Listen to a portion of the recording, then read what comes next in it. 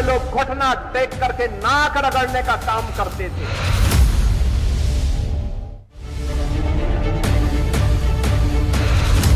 मठाधीश और माफिया में कोई ज्यादा फर्क नहीं होता।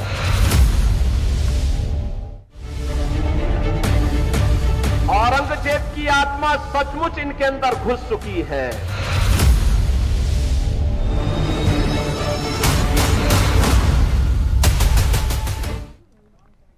नमस्कार, आप देख रहे हैं इंडिया हेड और मैं हूं आपके साथ राघवेंद्र। उपचुनाव की लड़ाई औरंगजेब पर एक बार फिर है आई। जी हां, हम इसलिए कह रहे हैं क्योंकि उत्तर प्रदेश में जल्द ही 10 सीटों पर चुनाव होने वाले हैं, जिसको लेकर बीजेपी, समाजवादी पार्टी और दूसरी पार्टियों ने तैयारी शुरू कर दी है।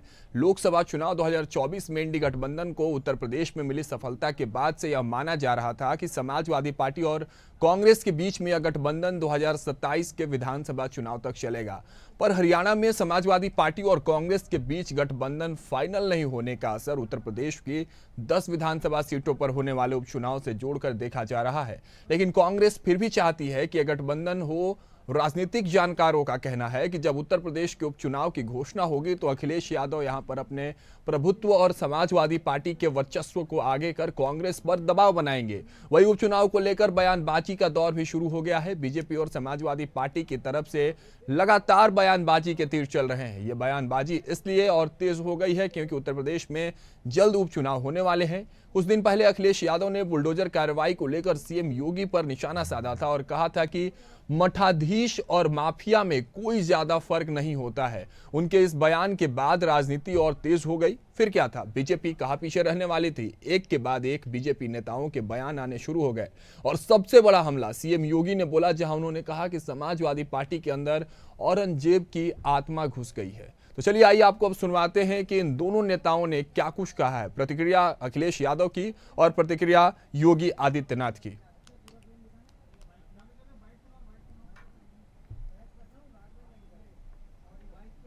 मठाधीश और माफिया में कोई ज्यादा फर्क नहीं होता।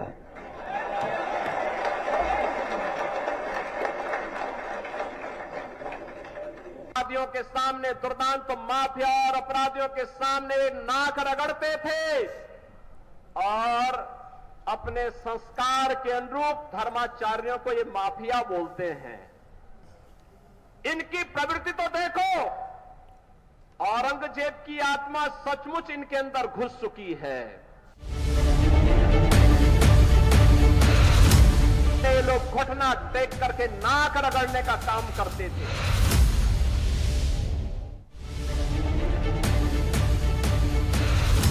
मठाधीश और माफिया में कोई ज्यादा फर्क नहीं होता।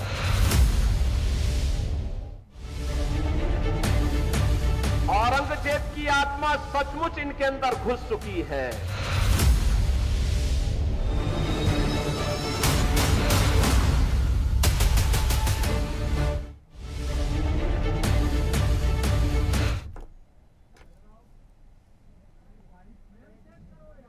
तो आपने सुना दोनों नेताओं ने क्या कुछ कहा। बयानबाजी का हर एक चुनाव में तीखी होती है, इस बार भी ये बयानबाजी औरंगजेब तक पहुंच गई। आइए अब आपको ग्राफिक्स के जरिए समझाते हैं पूरा मामला क्या है। देखिए, उपचुनाव की लड़ाई फिर औरंगजेब पर आ गई है। सपा ने बुलाई है बड़ी बैठक। इसके साथ ही यूपी में उपचुनाव की जंग जो है वो अब तेज नजर आ रही है। सपा ने बुलाई बड़ी बैठक।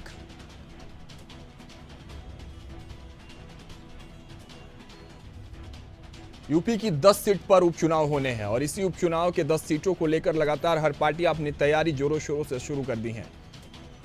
सपा और कांग्रेस के सीट बंटवारे पर मंथन भी लगातार जारी है। कांग्रेस उत्तर प्रदेश उपचुनाव में चाहती है 5 सीट, यानी 50-50 की शेयरिंग जो है कांग्रेस की तरफ से। पर उपचुनाव की लड़ाई औरंगजेब पर फिर से एक बार आ गई है और माहौल जो है उत्तर प्रदेश का गर्म देखने को मिल रहा है। माफियाओं को लेकर अखिलेश यादव ने दिया था बड़ा बयान।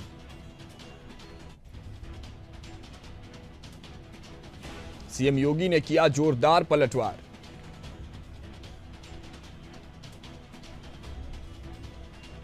समाजवादी पार्टी में औरंगजेब की आत्मा, योगी आदित्यनाथ ये साफ तौर पर कहते नजर आए कि समाजवादी पार्टी में औरंगजेब की आत्मा प्रवेश कर चुकी है।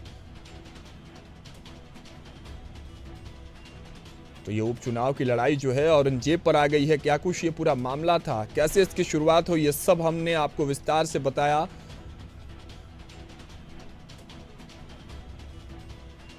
तो ये उपचुनाव की लड़ाई जो है फिर से औरंगजेब पर आ गई है। कोई पहली बार नहीं है, पहली मर्तबा नहीं है। औरंगजेब को लेकर लगातार भारतीय जनता पार्टी सपा और कांग्रेस को घेरते नजर आई है, उनकी विचारधाराओं पर सवाल करते नजर आई है। और ये वार पलटवार दोनों तरफ से लगातार हमने देखे उत्तर प्रदेश में।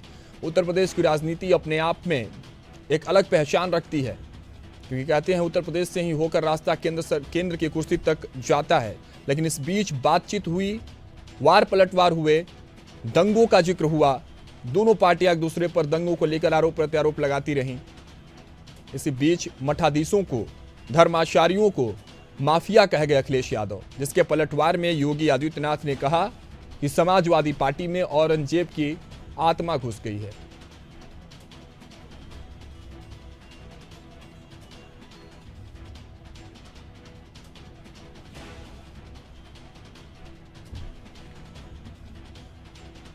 सपा और कांग्रेस के बीच सीट बंटवारे को भी मंथन, तो देखिए इन दोनों पार्टियों ने जिस तरह से लोकसभा में अपना कमाल दिखाया, अखिलेश और राहुल की जोड़ी ने जिस तरह से भारतीय जनता पार्टी को बैकफुट पर रखा, यह भी एक बड़ा सवाल था। और इस पर भारतीय जनता पार्टी ने मंथन भी की होगी।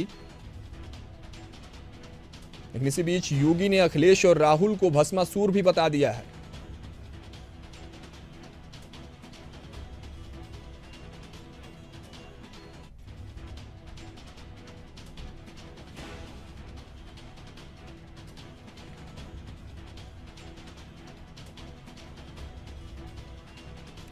उपचुनाव की जंग, उत्तर प्रदेश की 10 सीटों पर चुनाव है और इसी उपचुनाव से पहले जब इस तरह के बयानबाजी देखने को मिलती है तो कहीं ना कहीं ये साफ तौर पर सुनिश्चित कर देती हैं ऐसे बयान की जो लड़ाई है वो गंभीर होने वाली है।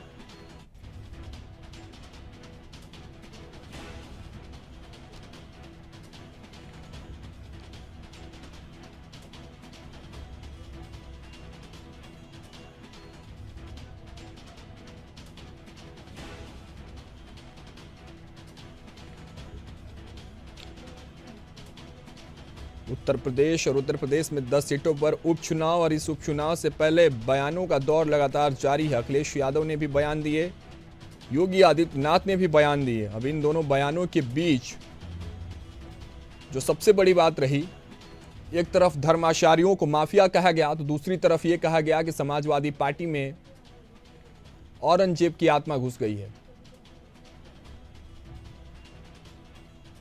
तो उपचुनाव की लड़ाई फिर से औरंगजेब पर आई। इसी विषय पर हम आज खास बातचीत करेंगे, चर्चा करेंगे और हमारे साथ इस चर्चा में जुड़ रहे हैं अतुल यादव, सपा प्रवक्ता, और इसके साथ ही रत्नेश मिश्रा, बीजेपी प्रवक्ता के तौर पर हमारे साथ जुड़े हैं। अतुल जी और रत्नेश जी, बहुत बहुत स्वागत है इंडिया हेड पर पहले तो आप दोनों का। धन्यवाद। चलिए अतुल यादव जी, सबसे पहला सवाल आपसे है, क्योंकि दिक्कत तो अब आप लोगों को हो रही होगी, क्योंकि जिस तरह से औरंगजेब का जो तगमा है वो समाजवादी पार्टी को दे दिया गया, लेकिन इसके पीछे की जब रीजन देखते हैं, कारण देखते हैं अतुल जी, तो आपके जो वरिष्ठ नेता हैं, आपके जो कर्ता धर्ता आपके पार्टी के, उनका इस तरह से कहना कि सभी जो धर्माचार्य हैं वो माफिया होते हैं, मठाधीश माफिया होते हैं। अतुल यादव जी, आपसे इस पर जवाब लूं, लेकिन उससे पहले आपको याद दिलाना चाहता हूं कि हम उस देश में रहते हैं जहां गुरुओं को, धर्माचार्यों को हम लोग ब्रह्मा, विष्णु और महेश की उपाधि देते हैं। वो गुरु रे ब्रह्मा, गुरु रे विष्णु, गुरु रे देवो महेश्वर और गुरु रे साक्षात परम ब्रह्म, आपने भी सुना होगा और आप भी अपने गुरुओं को समर्पित करते होंगे। लेकिन इसी बीच, इसी सभ्यता संस्कृति के बीच जब आप सभी धर्माचार्यों पर, मठाधीशों पर इस तरह का आरोप लगाते हैं कि सभी धर्माचार्य, सभी मठाधीश माफिया होते हैं, तो वास्तव में इस तरह की जब आप पर तगमे लगते हैं कि औरंगजेब की आत्मा घुस गई, तो इसमें गलत क्या है? कैसे इस पर अपना बचाव रखते हैं आप? राघवेंद्र जी, आपने जो कहा, कहीं पे भी ऐसी कोई बात कही गई नहीं, कही गई। एक तरफ इशारा किया गया था, और कहां इशारा था वो भी आप समझ सकते हैं। किसी भी धर्माचार्य को या उसको ठेस पहुंचाने वाली बात या ऐसी हमारी समाजवादी पार्टी कभी नहीं करती है। रही बात, समाजवादी पार्टी जो है हमेशा साधु संतों सभी का सम्मान करती है और सभी धर्मों का आदर और सम्मान करती है। कभी भी ऐसी कोई बात नहीं कही। जहां पे इशारा था वो भी आप भी समझते हैं, हम भी समझते हैं। और रही बात, जो बात माननीय योगी जी के द्वारा कही जा रही है, क्या यह उचित है? और रही बात, अगर आप समझ पाएंगे कि देखिए, जो व्यक्ति योगी होता है ना, वो हमेशा अपनी वाणी पे संयमित भी एक प्रक्रिया रखता है। योग तो बहुत बड़ी चीज है। योग से तो मतलब हमारे जो इंद्रियां हैं या चीजें हैं वो संयमित होती हैं। भाषा शैली जो है वो कैसी है, अब आप देख पाएंगे राघवेंद्र जी की जो ये भाषा शैली है ये निराशा का परिचायक है।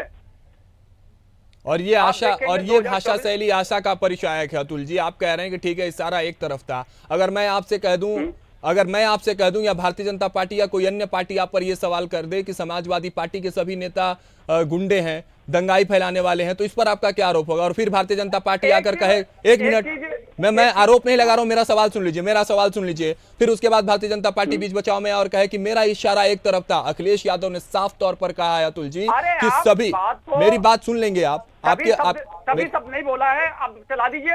मैं भी लगातार अभी हमने दर्शकों को बयान सुनवाया, उन्होंने बोला कि सभी मठाधीश नहीं, कभी नहीं, ऐसा नहीं है। हमारी समाजवादी पार्टी हमेशा साधु और हर वर्ग का सम्मान करती है। हम लगातार साधुओं का भी सम्मान करते चले आते हैं, मंदिर जाते हैं, हमेशा एक दूसरे का आदर करते हैं, सम्मान करते हैं। और हमारे सभी नेता जो है ना सभी धर्मों को मानते हैं। हमारे राष्ट्रीय अध्यक्ष माननीय अखिलेश यादव जी सभी का बहुत आदर सम्मान करते हैं। राजनीति में सिर्फ इशारों से कहीं कहीं निशाना साधा जाता है। किसी को ठेस पहुंचाने वाली बातें ऐसी कहीं ना कही गई है ना कही जाती हैं। तो औरंगजेब वाले इशारे से आपको दिक्कत है या नहीं, ये बताइए? वो भी तो एक इशारा है। भाषा शैली है, सुन तो लीजिए। चलिए माननीय योगी जी ने जो कहा वो उनकी सोच है और जनता जो है ना 27 में भी इसका जवाब देगी। अभी 10 जो उत्तर प्रदेश में विधानसभा की जो 10 सीटों पर उपचुनाव होने जा रहा है, जनता यहाँ पे भी जवाब देगी और इसका करारा जवाब देगी। अभी आपने राघवेंद्र जी नोटिस किया होगा 2024 के इलेक्शन में जनता के द्वारा माननीय योगी जी, माननीय मोदी जी, अमित शाह सभी के द्वारा उत्तर प्रदेश में किस प्रकार की भाषा शैली का इस्तेमाल किया गया, जनता ने उसका भी जवाब दिया और आपने भी देखा, हमने भी देखा। ठीक है, रत्नेश मिश्रा जी बीजेपी प्रवक्ता हमारे साथ जुड़े हुए हैं। रत्नेश जी, आरोप है भाषा शैली पर आपको ध्यान देना होगा, ऐसी कोई बात नहीं है, इशारों में कहा गया था और आपने तमगा दे दिया औरंगजेब का, क्या कुछ कहेंगे? देखिए राघवेंद्र जी, आपको और साथी पैनलिस्ट को और देश की जनता को मेरी तरफ से जय श्री राम। देखिए ये तो समाजवादी पार्टी का चरित्र है जो इस प्रकार की बातें वो करते रहते, कोई पहली बार नहीं है। इनके पिताजी ने राम भक्तों पर गोलियां चलवाई थी और राम भक्तों की हत्या करवाई थी। तो ये तो बयान ही दे रहे हैं, ये कोई बहुत बड़ा मुद्दा नहीं होगा इनके लिए छोटी सी बात होगी। जो राम भक्तों की जान ले सकते हैं वो मठाधीशों को गुंडा बोलते हैं, उस पर कोई बड़ी बात। लेकिन मैं भी ये पूछूंगा कि मुख्तार अंसारी और अतीक अहमद जैसे गुंडों के सामने नाक रगड़ने वाले ये समाजवादी पार्टी के नेता अपने संस्कार बता रहे हैं। अखिलेश यादव कहना क्या चाह रहे हैं कि जो भी हमारे पीठाधीश्वर हैं, जो भी हमारे सारे शंकराचार्य हैं, जो भी हमारे महामंडलेश्वर हैं, उनमें और अपराधियों में कोई अंतर नहीं है। ये तो कह रहे हैं इशारा एक तरफ था, ये तो सबको कह नहीं रहे।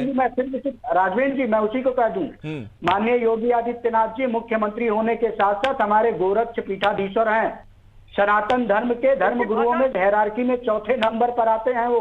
अगर उन पर भी इस प्रकार की टिप्पणी की जा रही है तो वो भी निंदनीय है और उसकी भी निंदा होनी चाहिए। अब आप चुप रहिए, आप बीच में मत टूकिएगा, मैंने आपके बीच में अतुल जी प्लीज, अरे सुन तो लीजिए, आप अपने समय का इंतजार करिए, आपने भी तो यानी आप सुन तो लीजिए, आपकी बारी का इंतजार करिए। राघवेंद्र जी ऐसी कैसी भाषा इस्तेमाल कर रही है? कौन सी भाषा पे आपको आपत्ति होगी? क्या कुछ कह दिया इन्होंने? पहले ठीक है अतुल जी का ही सुन लेंगे, रत्नेश जी आपके पास पहुंचते हैं। नहीं, क्या पहली बार डिबेट में बैठे है? देखिए कोई पहली बार डिबेट में नहीं बैठा है, भाषा की मर्यादा आप भी रखिए, क्योंकि अभी आप ही कह रहे थे रत्नेश जी, अतुल जी। ये जो मैंने तुमको बहुत शांति से सुना है, क्या बात है? सुना है, अगर तुमने बोला है तो सुनने की भी क्षमता रखो। बिल्कुल सुनिए ना अतुल यादव जी, नहीं करता हूं, बोला है तो सुनने की क्षमता। देखिए आप दोनों अपनी अपनी पार्टी सुन लीजिए, अतुल जी और रत्नेश जी। अतुल जी, रत्नेश जी, आप लोग दोनों अपनी अपनी पार्टियों का यहाँ पक्ष रखने आए हुए हैं, आपको जनता देख रहे हो, अभी यहीं पे आप लोग लड़ेंगे। अभी भाषा की बात कर रहे थे अतुल जी, फिर आप चिल्लाएंगे चीखेंगे। मैं तो अपनी बात रख रहा हूँ। कभी भी किसी को अच्छा रत्नेश जी ठीक है, आप जड़ी ठीक है रत्नेश जी, 1 मिनट आप ही को रोक लेता हूँ। अतुल यादव जी आप ही अपनी बात पूरी कर लीजिए। रत्नेश जी आपके पास पुनः लौट है। अतुल 5 मिनट वो व्यक्ति बोला, मैं इसलिए आपको रोक रहा था क्योंकि मैं देख रहा हूँ तो मैं की स्थिति आप लोग यहाँ पैदा कर लेंगे। डिबेट है, साक्ष्य, इसको जरा सा शांति तरीके से। मैं की स्थिति क्यों पैदा करूंगा? मेरा टर्म है तो मैं बोलूंगा। ठीक है। अब सपा नहीं, आप बोलिए, मेडल उसके लिए की मुझे तरह आपत्ति नहीं है, गुजरने की लेकिन आप कह रहे हैं आप चुप रहिए। महसूस हो रही है, कूद कर रही है। ये मैं क्या डंडे बताया की चोट पे कहूंगा कि समाजवादी लोग मुख्तार और अतीक के सामने घुटने टेक कर बैठते थे। क्यों दिया आपने उनको ठीक है। विधायक का टिकट? आज भी मुख्तार अंसारी का भाई अफजाल अंसारी जो कोर्ट में नामजद अपराधी है, वो आपकी पार्टी से सांसद है। मैं डंडे वो की चोट हमारी पे पार्टी कहूंगा, का मैं सांसद दबने है। वाला नहीं हूँ, डरने वाला नहीं हूँ। अतुल यादव, वो हमारी सुनना जनता के पड़ेगा, द्वारा अगर चुनाव अपराध किया सांसद है, है। राम भक्तों पर कैसी आप बात कर रहे हो? गोली चलवाई थी, डंडे की चोट पे कहूंगा चलवाई थी। तुमसे डरने वाला नहीं हूँ मैं। कहीं नहीं। और ये भी बता दूं कि अखिलेश यादव नेताजी के दौरान Akhilesh law Yadav and order भारतीय मेंटेन किया गया था। भारतीय और देश में सनातन किसी भी परंपरा मुख्यमंत्री का को कर्तव्य साधु होता संतों था का लॉ एंड ऑर्डर अपमान मेंटेन करोगे करना। तो नेस्तनाबूद कर दिए जाओगे। ये सनातन परंपरा का कभी भी आप करने की अभी आदत जनता ने को उत्तर अखिलेश यादव और प्रदेश जनता ने आपको सबक सिखाया। समाजवादी पार्टी इंडिया गठबंधन में बताया और भारतीय जनता पार्टी को पार्टी बना दिया। देश में समाजवादी पार्टी सत्ता मूल्य समाज की स्थापना करना चाहती है। और भाई हम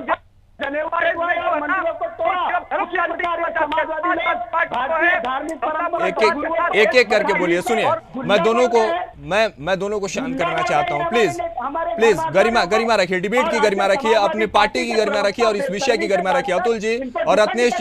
अतुल जी रत्नेश जी रिक्वेस्ट है, प्लीज शांतिपूर्ण तरीके से अब मेरा सवाल सुन लीजिए। अतुल जी देखिए, रत्नेश जी का जो आरोप है, लेकिन ये अक्सर देखा जाता है कि जब दंगों और दंगाई की बात होती है, उन पर सवाल उठते हैं, तो ये समाजवादी पार्टी के जो आप लोग हैं तिलमिला क्यों जाते हैं? एक आंकड़ा आपके सामने रखता हूं, सुनिएगा। आप भी आरोप लगाते हैं, अब मेरी भी बात नहीं सुनेंगे, मैं तो किसी पार्टी का प्रवक्ता नहीं हूं। अतुल जी मेरी बात सुन लीजिए, मेरा सवाल सुन लीजिए, जवाब लूंगा। मेरे से तो मत लड़िए मालिक, मैं तो सवाल ले रहा हूं, सुन लीजिए। दंगाइयों का नाम आता है, दंगों का नाम आता है, तो आप क्यों परेशान हो जाते हैं? इनके आरोप पर आप लगे चीखने चिल्लाने। लेकिन मेरा सवाल सुनिएगा, 2012 आपकी सरकार थी, 118 सांप्रदायिक दंगे, 2013 247 सांप्रदायिक दंगे, 2014 65 दंगे, 2015 8016 दंगे, 2010 यूपी दंगों के मामले में शुरू से आगे रहा है। और इनका आरोप यही है कि जब दंगाइयों का नाम लिया जाता है, मालिक आप क्यों परेशान हो जाते हैं? कोई रिश्ता है क्या? दंगाइयों से रिश्ता है क्या आपका? समाजवादी पार्टी कभी भी जो है ना, हमारी पार्टी को सिर्फ आप तो कुछ चैनल बदनाम करने की सोच बना के रखते हैं, उसका जवाब जनता है। अच्छा, ये बदनाम करने की सोच मैं बनाया हूँ? ये जो आंकड़े हैं ये गलत बता रहा हूं मैं? आप यही कह रहे हैं आपकी सरकार थी कि नहीं 13, 14, 15, 16, 17 में, 16 तक थी कि नहीं थी? ये आंकड़े में आप कह रहे हैं कि आपको बदनाम करने की कोशिश कर रहे हैं चैनल।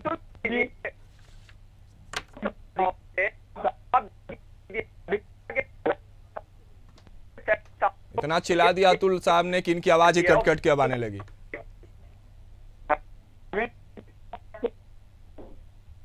अतुल जी आपकी आवाज सही तरह से नहीं आ रही है, ग्लिच होगी, नेटवर्क ग्लिच। फिर से आपके पास पहुंचेंगे जब तक आपकी आवाज सही होती है।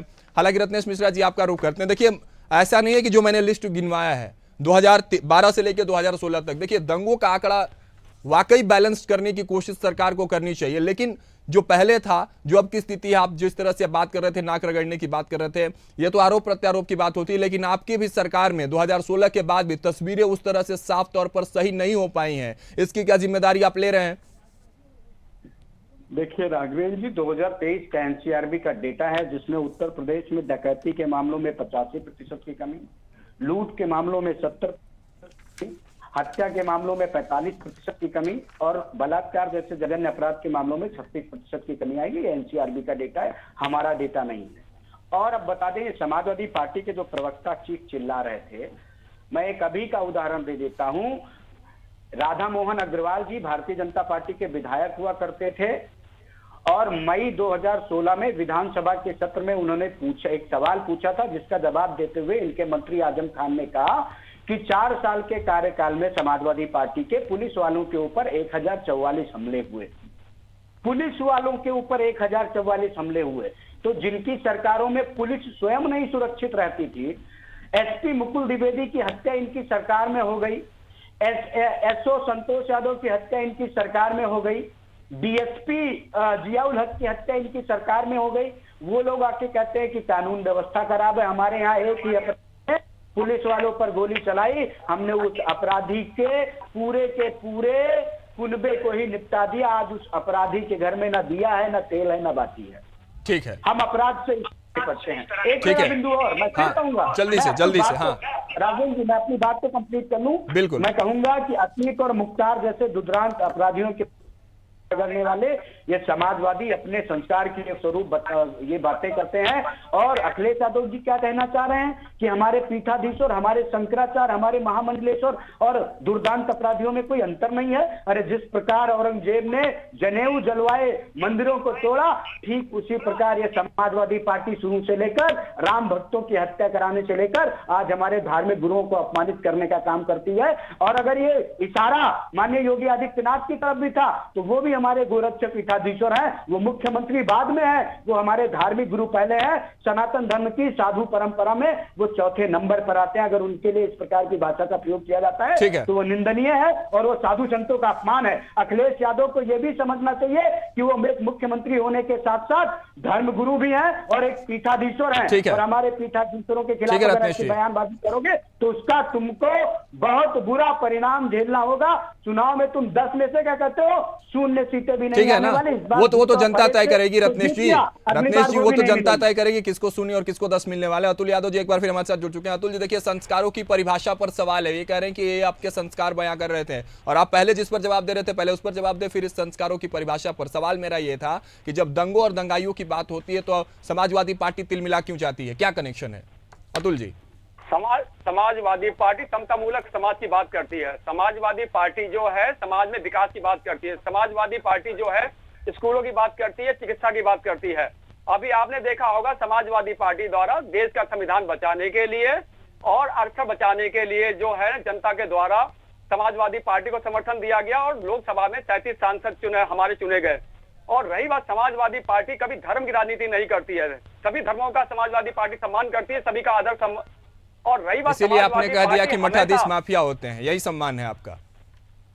राघवेंद्र जी आपको चीज बता दूं, हमारे मैं पूछ रहा हूँ, बस मैं कुछ कह नहीं रहा हूँ, मैं प्रवक्ता नहीं हूँ। मुझे जितने भी मठ मंदिर हैं हाँ, और सभी का हम आदर सम्मान करते हैं। और रही बात, अगर मुख्यमंत्री जी किस तरह की भाषा का इस्तेमाल करते हैं, अगर जिस तरह की भाषा का इस्तेमाल करते हैं उसी तरह की भाषा का जवाब हमारे माननीय राष्ट्रीय अध्यक्ष जी भी देंगे। अच्छा, अब ये होगा कि तुम गाली दोगे तो हम भी गाली देंगे, यही होगा? चलता ही यही है। बंद कब होगा?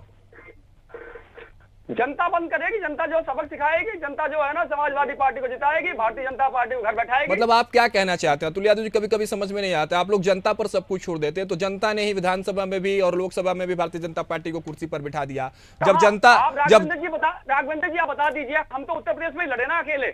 जब जनता उनको चुनती है, जब जनता उनको चुन रही है तो गलत हो गई, जब जनता आपको चुन रही है तो वही जनता सही हो गई। सुनने की शक्ति भी रखिए।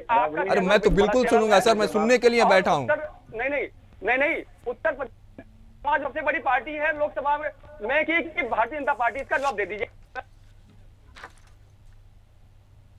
फिर से आवाज अतुल यादव जी की कट के आ रही है। अतुल जी नहीं जवाब दूं?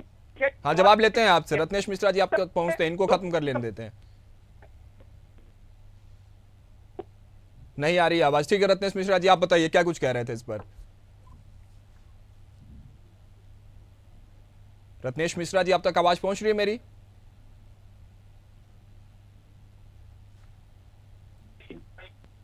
दोनों प्रवक्ताओं के साथ कुछ टेक्निकल ग्लिच की दिक्कतें आ रही हैं। जैसे जुड़ते हैं फिर से वही सवाल लेंगे, लेकिन सवाल अब तक वही बन रहा है कि जिस तरह से एक दूसरे पर आरोप है। हाँ देखिए, जब तक ये जुड़ते हुए मैं चाहता हूं वो दोनों बयान एक बार आप चला दीजिए, जिस तरह से योगी आदित्यनाथ और अखिलेश यादव ने जो बयान दिया है, जिसके बाद ये पूरी सियासत लड़ाई जो है वो एक बार दर्शकों को फिर से हम दिखा दें कि आखिर उन दोनों ने क्या कुछ कहा, जिसके बाद ये सियासी लड़ाई जो है वो तेज हो गई। अखिलेश यादव का बयान और योगी आदित्यनाथ का जो बयान है, मैं चाहता हूं एक बार दर्शकों को बताएं ताकि क्लियर हो कि मठाधीशों के विषय में उन्होंने क्या कहा, जिसके बाद उन्होंने औरंगजेब कह दिया। जी होता है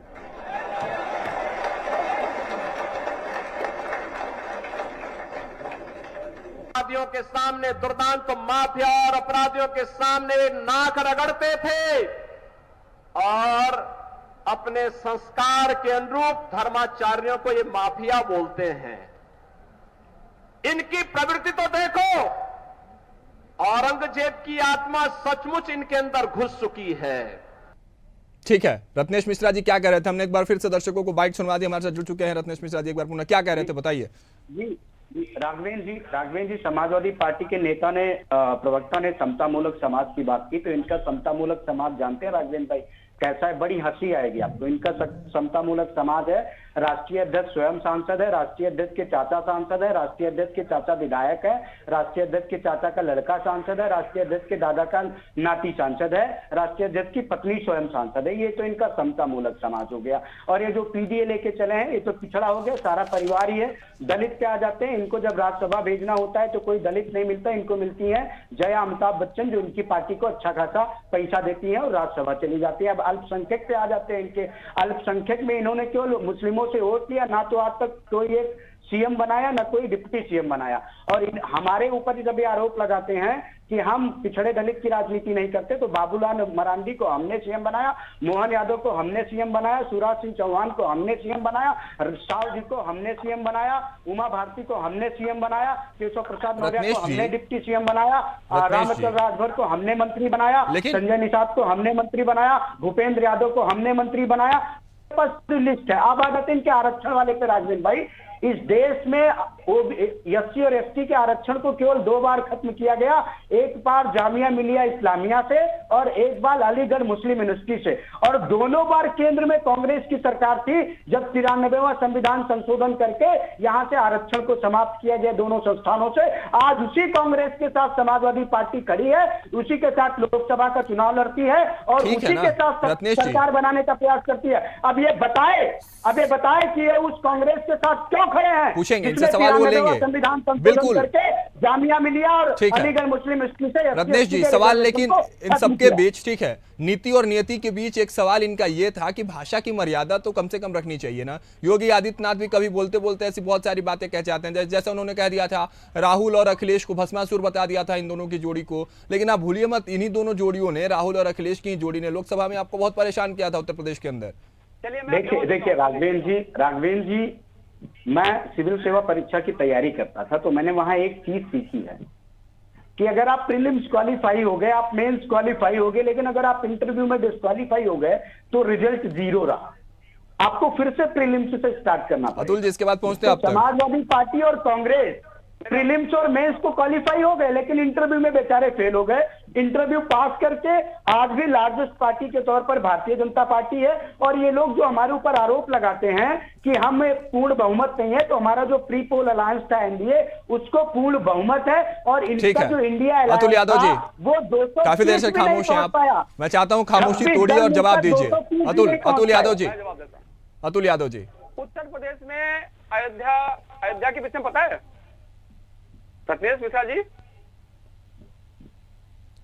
मैं फिर कह रहा हूं, आज अगर आप अयोध्या में दोबारा से नहीं, सुन लीजिए। नहीं, तो ये क्या पूछना क्या चाहते हैं अयोध्या के विषय में? नहीं, सुन तो लीजिए। राजवेंद्र जी, मैं भी पूछूंगा। अयोध्या में आपके पास लीडर माननीय अखिलेश प्रसाद पासी जी जो जीते हैं, सुन तो लीजिए। अभी आपने यादवों का नाम लिया, सबका नाम लिया। अभी मैं आपको जवाब दे रहा हूँ। क्या बता रहे थे अतुल जी? अयोध्या के बारे में क्या बता रहे थे, ये तो बताइए। अयोध्या के विषय में पूछ के खामोश हो गए, क्या बता रहे थे? अभी इन्होंने हमारे 5 सांसदों के, सुन तो लीजिए, अभी इन्होंने हमारे 5 सांसदों के नाम गिनाए, ठीक है? तो इन्हें अयोध्या का नाम याद नहीं आ रहा? अम्बेडकर नगर का नाम याद नहीं आ रहा है? हमारी जो पुष्पेंद्र सरोज जी का नाम याद नहीं आ रहा है? समय की कमी है हमारी, जल्दी दोनों जवाब दीजिए। देखिए समय की कमी है हमारे पास, जल्दी से जवाब दीजिए दोनों लोग। समाज में आप इस बात का ध्यान रखिए, हमारे द्वारा पिछड़े वर्ग को, सामान्य वर्ग को, सभी जातियों को सम्मान दिया गया और समाजवादी पार्टी ने सभी को दिया। अतुल भाई सुन लो, आपके द्वारा कभी भी पिछड़ों, दलितों, श्रमिकों के विषय में कैसी सोच रखी जाती है, जनता ने इसका जवाब दे रखा है। आपको लोकसभा 24 के चुनाव में जनता ने करारा जवाब दिया था और समाजवादी पार्टी की तरफ जनता का झुकाव रहा। ये जनता ने देखा, अपना देश से देखा है, इसलिए हम सरकार दीजिए जल्दी। रत्नेश मिश्रा जी, आखिर जवाब दीजिए, क्या दे रहे थे आप? रत्नेश मिश्रा जी, आखिरी जवाब जल्दी दीजिए। अरे चुप हो जाओ जी राघवेंद्र भाई। हाँ, आखिरी जवाब। समाजवादी पार्टी को उत्तर प्रदेश से इतनी सीटें मिल गई हैं कि लोकसभा में लीडर ऑफ अपोजिशन का पद पाने का जो न्यूनतम क्राइटेरिया है, उससे भी 14 सांसद कम है इनके। मतलब एलओपी का भी पद इनको लोकसभा में नहीं मिल सकता अकेले, उसके लिए भी गठबंधन करना पड़ेगा। और ये हमारे ऊपर ये जो बात कह रहे हैं जो हमारे ऊपर आरोप लगा रहे हैं, हमारे पास लीडर ऑफ द लोकसभा का पद है, हम सरकार में हैं, देश। अब चुप रहिएगा, हमको देश की जनता ने चलिए largest दोनों लोग party से of the सुनिए, country अतुल जी, बना के भेजा है। अतुल जी, रत्नेश जी, आखिरी प्रतिक्रिया जिस पर आज हम चर्चा कर रहे थे उस पर मैं चाहता हूं आखिरी प्रतिक्रिया, क्योंकि कंक्लूजन बहुत जरूरी है। मठाधीशों पर आरोप माफिया कहते हुए नजर आए। रत्नेश जी आपसे जवाब और अतुल जी आपसे कि औरंगजेब में फिर दिक्कत कहां आ रही है? कुछ तो साठगांठ है, तब तो औरंगजेब कह दिया। रत्नेश जी सबसे पहले आपसे राघवेंद्र जी 10 सेकंड का जवाब। राघवेंद्र जी, अगर कोई भी नेता, वो चाहे समाजवादी पार्टी के शहजादे हों, चाहे वो कांग्रेस के राजकुमार हो, चाहे वो फिर दो युवराज हो आरजेडी के, अगर वो हमारे धर्माचार्यों पर कोई टिप्पणी करेंगे तो उसे भारत की जनता 110 करोड़ सनातनी हिंदू उसको नहीं बर्दाश्त करेंगे। समाजवादी पार्टी बिल्कुल ठीक है, ठीक है।